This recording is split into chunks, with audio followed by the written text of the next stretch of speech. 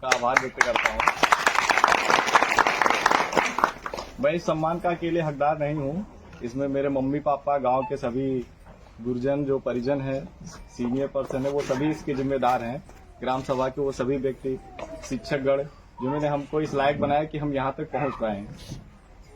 हर तरह से सपोर्ट की जरूरत पड़ती है। सबसे पहले जरूरत होता है कि पैसे की, जिसमें हमारी मम्मी जी ने मनरेगा में काम करके, पिता ने मजदूरी करके हमको कहीं से पैसे की कमी को महसूस नहीं होने दिया।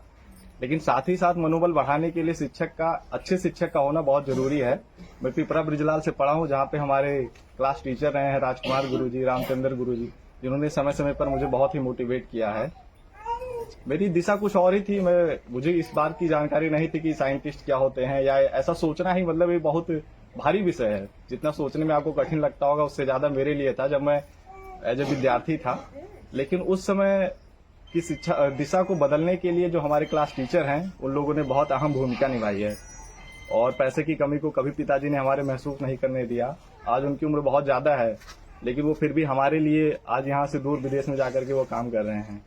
तो मैं उनका बहुत दिल से आभार व्यक्त करता हूँ। और उन सभी व्यक्तियों का जो हमारे ग्राम सभा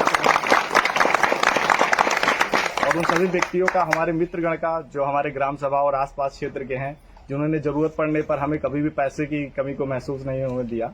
हर एक तरीके से उधार देकर किसी भी तरीके से हमारी मदद करते रहे हैं। वो सभी इस सम्मान के हकदार हैं। असली रूप से वही सारे लोग इसके हकदार हैं मुझे यहाँ तक पहुँचाने के लिए।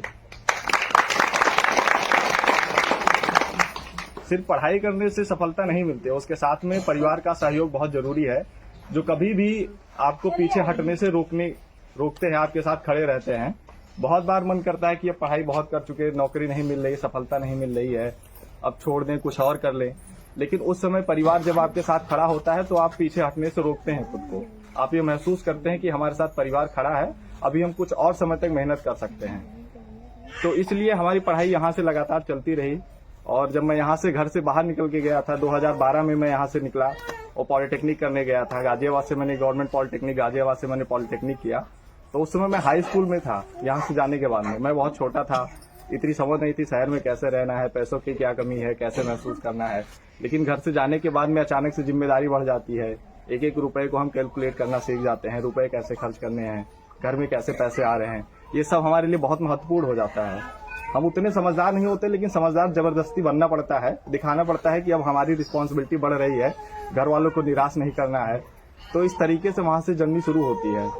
और जब हमने अपना एजुकेशन किया, डिप्लोमा किया, उसके बाद हमने बीटेक किया, और उसके बाद हम गवर्नमेंट जॉब के लिए तैयारी करते रहे। बहुत सारे तरीके के हमने फॉर्म दिए। ऐसा नहीं है कि मैंने पहली बार एग्जाम लिखा और मैं वहाँ पे सेलेक्ट हो गया हूँ। मैंने 20 से ज्यादा एग्जाम लिखे होंगे जिसमें मैं असफल रहा हूँ। लेकिन निरंतर प्रयास करते रहना है। ये घर वाले हमसे कहते रहे कि बेटा एक दो बार अभी और ट्राई कर लो, अभी कुछ समय निकला नहीं है, हम आपके साथ खड़े हैं, जितना आपने मेहनत किया थोड़ा और मेहनत करते रहिए। तो हम लगे रहे। हमने साइंटिस्ट के लिए फॉर्म भरा, टेक्निकल असिस्टेंट के लिए या साइंटिफिक असिस्टेंट के लिए। पर इसका पेपर पहले ऑफलाइन हुआ करता था, साउथ में होता था, तो तमिलनाडु, चेन्नई जाना पड़ता था। आने जाने का खर्चे में लगभग 7 से 8 हजार रुपए खर्चे होते थे।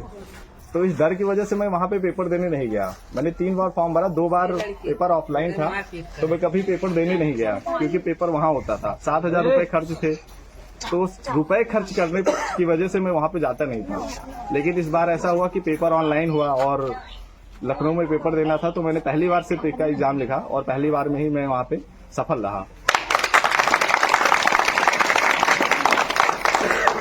पर ये सफलता सिर्फ पहली बार से नहीं मिली। इससे पहले मैं बहुत एग्जाम में असफल रहा हूं, और लगातार मेहनत करते रहना यही एकमात्र रास्ता है कि आप वहीं से आप सफल हो सकते हैं।